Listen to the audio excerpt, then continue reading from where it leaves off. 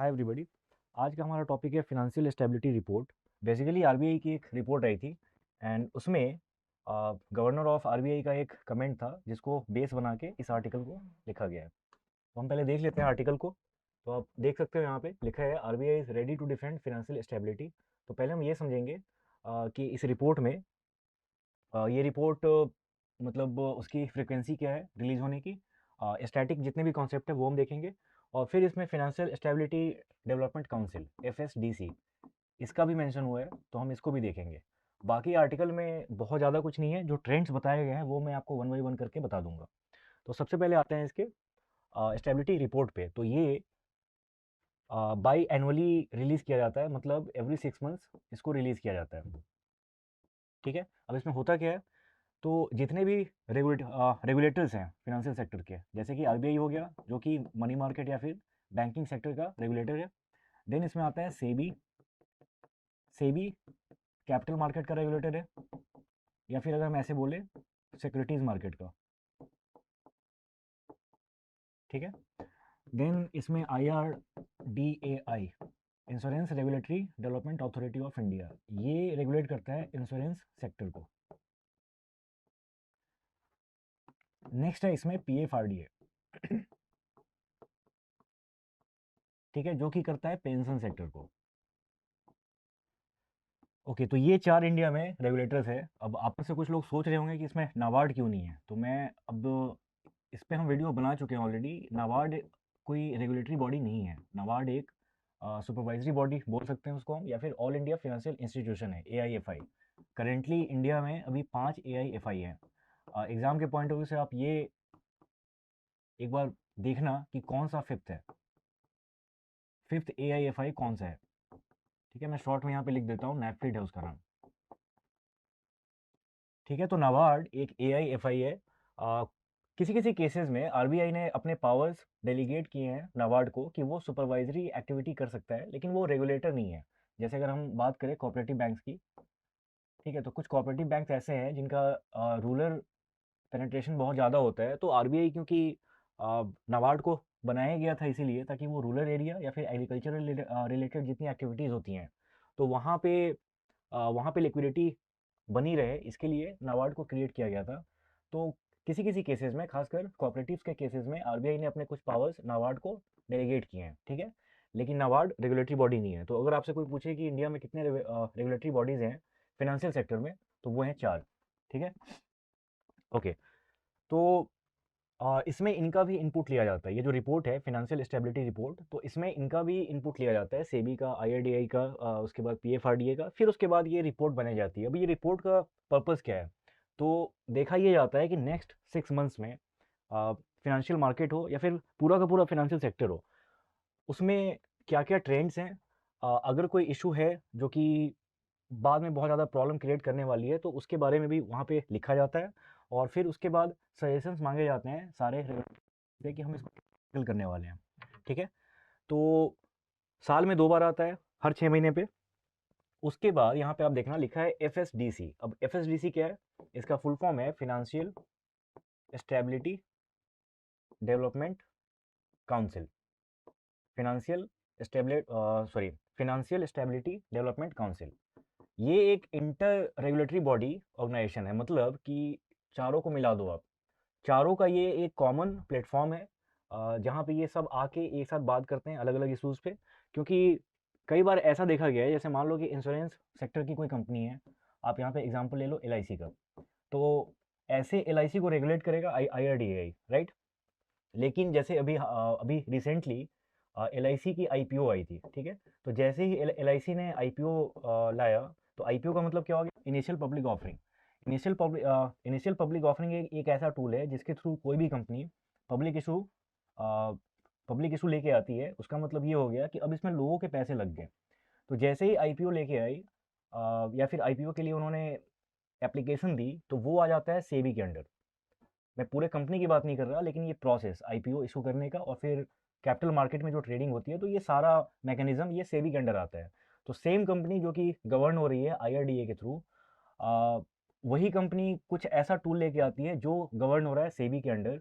तो आप देख सकते हो कि एक यहाँ पे कॉमन प्लेटफॉर्म चाहिए जहाँ पे ये सारे रेगुलेटर्स आपस में साथ में मिल के एक कॉमन मिनिमम प्रोग्राम हो या फिर कुछ ऐसा हो जिससे कि काम करने में उनको दिक्कत ना हो, क्योंकि बहुत बार ऐसा पाया गया है कि ओवरलैप होती हैं चीज़ें। ठीक है, लाइक वाइज कोई बैंक है, मान लो एसबीआई है, तो एसबीआई भी ट्रेड होता है, ठीक है, मार्केट्स में, वो चाहे एनएससी हो या फिर बीएसई हो, और ये दोनों आते हैं सेबी के अंडर। तो ऐसे ऐसे बहुत जगह आप देखोगे ओवरलैप होता है। प्लस ऐसा भी होता है कि अगर मान लो इंश्योरेंस सेक्टर में कोई प्रॉब्लम होती है तो उसके बैड इम्पैक्ट जो है आपको फिर सिक्योरिटीज़ मार्केट में भी हो सकता है कि मिल जाए। बैंकिंग सेक्टर का अगर आप लो एग्जांपल, तो बैंकिंग सेक्टर ऐसा है, वहाँ पे कोई प्रॉब्लम आती है तो इसका एक स्पिल ओवर इफेक्ट होता है, वो फिर बाकी सेक्टर्स में भी ट्रांसफ़र होता है। तो इसीलिए फाइनेंशियल सेक्टर के जितने भी कंपोनेंट्स हैं, उन सब के लिए एक कॉमन प्लेटफॉर्म होना बहुत इंपॉर्टेंट है। ठीक है, अब इसके कंपोजिशन को ब्रीफली समझते हैं कि इसमें इसमें कौन कौन से लोग होते हैं। तो अगर हम काउंसिल की बात करें तो काउंसिल की चेयरपर्सन वो है finance minister. Union finance minister is the ex officio chairperson of this council. ये आप याद रखना कि एफएसडीसी का, मैं एफएसडीसी एससी की बात नहीं कर रहा, एफएसडीसी की बात कर रहा हूँ सिर्फ अभी फिलहाल, फिनेंशियल स्टेबिलिटी डेवलपमेंट काउंसिल, इसका चेयरपर्सन फिनांस मिनिस्टर इंडिया। इसके मेंबर्स जो होते हैं वो यही चार जो मैंने लिखा था अभी, आरबीआई, सेबी, आईआरडीआई और पीएफआरडीए, ये चारों के रिप्रेजेंटेटिव्स यहाँ पे होते हैं, वो उसके मेंबर्स हो गए। इसी का एक कंपोनेंट है जिसको बोलते हैं सब कमिटी ऑफ एफएसडीसी। अब ये जो सब कमिटी है इसको हेड करते हैं आरबीआई के गवर्नर।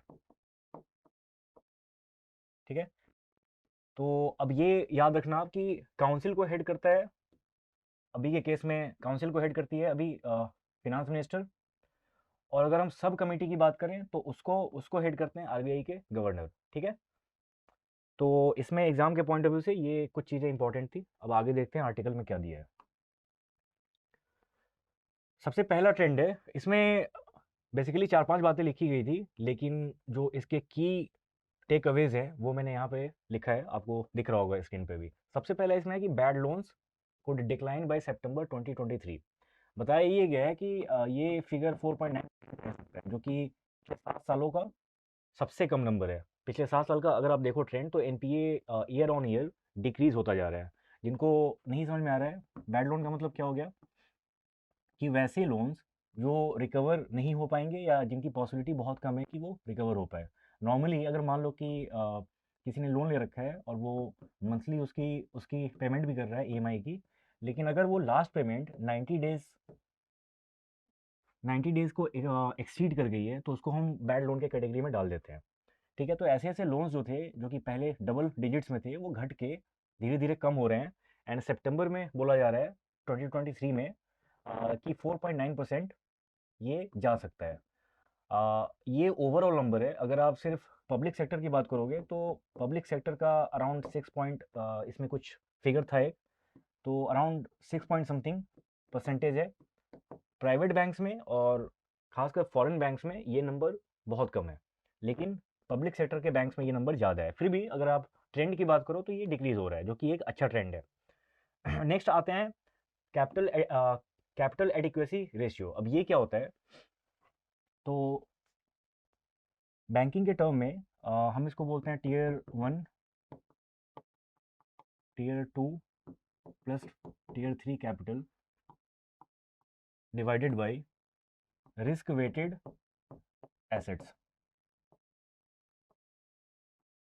यही आपको देगा कैपिटल एडिक्वेसी रेशियो। एक नॉर्म है जिसको बेजल 3 नॉर्म्स बोलते हैं, बेजल 3। इसके अकॉर्डिंग बैंक्स को ये रेशियो अराउंड 9% रखना है, सॉरी 8% रखना है। लेकिन आरबीआई ने बोला इंडिया में कि इंडियन बैंक्स को, इंडियन जो शेड्यूल्ड बैंक्स हैं उनको ये रखना है 9%। पब्लिक सेक्टर बैंक्स के केस में ये नंबर आरबीआई ने सजेस्ट किया है कि आपको कम से कम 11-12% रखने हैं, क्योंकि एनपीए और ये सब की प्रॉब्लम प्राइवेट पब्लिक बैंक्स में सबसे ज़्यादा है। लेकिन उसके पहले हम समझेंगे कि बहुत ही सिंपल लैंग्वेज में मैं आपको समझाऊंगा। मैं अभी फ़िलहाल टीयर 1 टीयर 2 ये सब एक्सप्लेन नहीं कर रहा। कैपिटल एडुकेसी रेशियो, एडुकेसी का मतलब क्या हो जाता है कि कोई चीज़ सफिशिएंट है या नहीं, राइट। सपोज एक बहुत ही सिंपल सा एग्जांपल है कि इंडियन क्रिकेट टीम जब मान लो कि 350 रन को चेज करने जा रही है, तो हर टीम में 11 प्लेयर्स होते हैं, उसी तरह इंडियन टीम में भी 11 प्लेयर्स होंगे। लेकिन ऐसा नहीं है कि आप हर प्लेयर से एक्सपेक्ट कर रहे हैं कि हर कोई करेगा स्कोर, ठीक है। आपके जो शुरू के 5-6 बैट्समैन हैं, आप उन्हीं से करते हो एक्सपेक्ट कि वही शायद इतना स्कोर करेंगे। जो लोअर ऑर्डर के बैट्समैन हैं, जो एक्चुअली में बॉलर्स हैं, लेकिन उनको भी बैटिंग करनी पड़ेगी लास्ट में, तो आप उनसे ज़्यादा एक्सपेक्ट नहीं करते, राइट। इसी तरह बैंक्स के केस में उन्होंने जितने लोन्स दिए होते हैं, तो कई बार ऐसा होता है कि कुछ लोन वो एनपीए या तो बन चुके होते हैं या फिर बनने वाले होते हैं। पॉइंट यहाँ पे ये है कि हर वो लोन जो कि बैंक ने डिसबर्स कर रखा है, वो सारा का सारा प्रॉफिटेबल नहीं होता। उसमें से कुछ ऐसा है जो या तो एनपीए हो जाएगा, ठीक है, या फिर उसमें बाद में प्रॉब्लम हो सकती है। तो बैंक्स को भी पता है कि हमने जितने लोन्स डिसबर्स किए हैं वो सारा हमें प्रॉफिट नहीं देने वाले, ठीक है।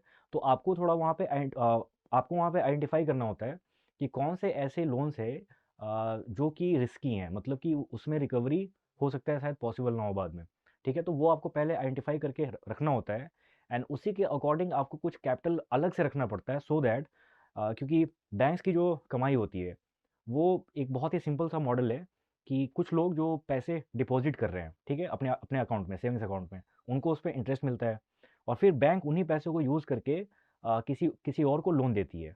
तो लोन पे बैंक को इंटरेस्ट मिल रहा है, और अगर डिपॉजिट्स हो रहे हैं तो उसमें बैंक दूसरों को इंटरेस्ट वहाँ पे दे रही है, राइट। अब ये जो इंटरेस्ट, ये दो दो टाइप के इंटरेस्ट के बीच का जो डिफरेंस है, वही बैंक की कमाई होती है।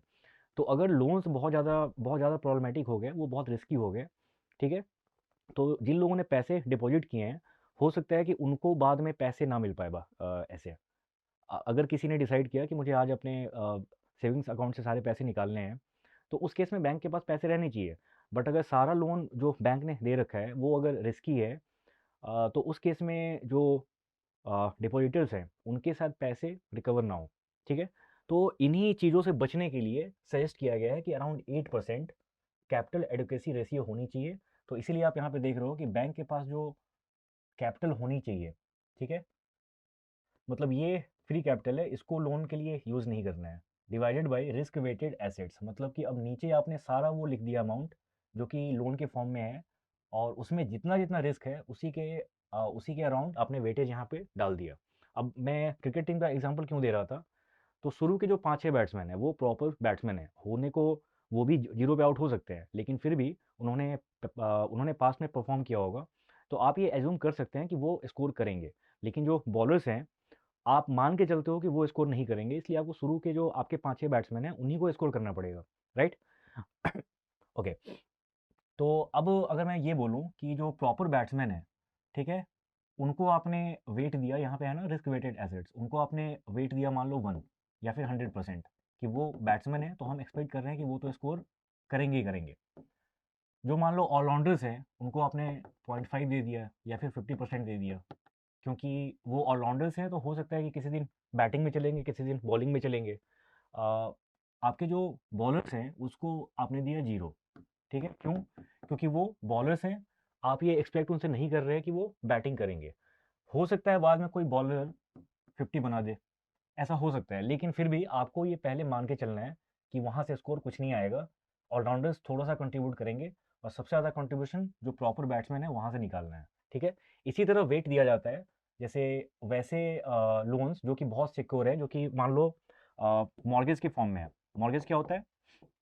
कोई ऐसी फिक्स्ड एसेट जिसको कि मॉर्गेज रख के फिर उसके बाद लोन दिया जाता है, तो वो थोड़े सेफ माने जाते हैं। क्यों? क्योंकि अगर मान लो लोन जिसने लिया है, जो बोरोवर है, अगर वो डिफ़ॉल्ट भी कर गया, तो बैंक उसके एसेट को सेल करके वो पैसा रिकवर कर सकती है, ठीक है? तो मॉर्गेज को आप मान लो कि यहाँ पे रख सकते हो, 100% के कैटेगरी में। कुछ ऐसे हो सकते हैं जिस पे थोड़ा-सा रिस्क है, तो उसको आपने रख दिया 50% में, और कुछ ऐसे हैं जो जिसको जिसको अनसिक्योर्ड लोन बोलते हैं, तो उसमें फिर बैंक के पास रिकवर करने के लिए कुछ होता नहीं है, तो उसको आप यहाँ पे रख सकते हो। ये एक सिंपल मॉडल है समझाने के लिए बस, एग्ज़ैक्टली ऐसा नहीं होता है। वेट्स जो हैं सबके अलग-अलग हो सकते हैं, ठीक है? उसके बाद नेक्स्ट है इसमें क्वार्टरली स्लिपेज रेशियो। तो क्वार्टरली स्लिपेज रेशियो को समझने के लिए पहले स्लिपेज रेशियो समझ लेते हैं कि ये क्या है। स्लिपेज रेशियो का मतलब ये है कि चलो पहले जितने भी लोन्स पहले बैंक ने दिए हैं, मान लो कि उस पे बोरोवर्स डिफ़ॉल्ट कर गए।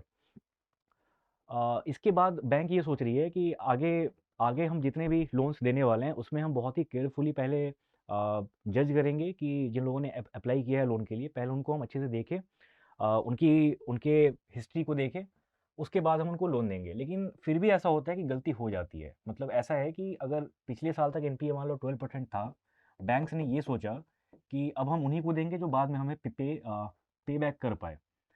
तो आइडियली 0% हो जाना चाहिए नेक्स्ट ईयर एनपीए, लेकिन ऐसा नहीं होता है। बैंक जितने लोन्स देती है वो बाद में ही पता चलता है कि बोरोवर पे करने के पोजीशन में है या नहीं, ठीक है। तो हर बार इसी को हम स्लीपेज बोलते हैं बेसिकली, कि स्लीपेज हर बार होती है, कुछ ना कुछ होती है।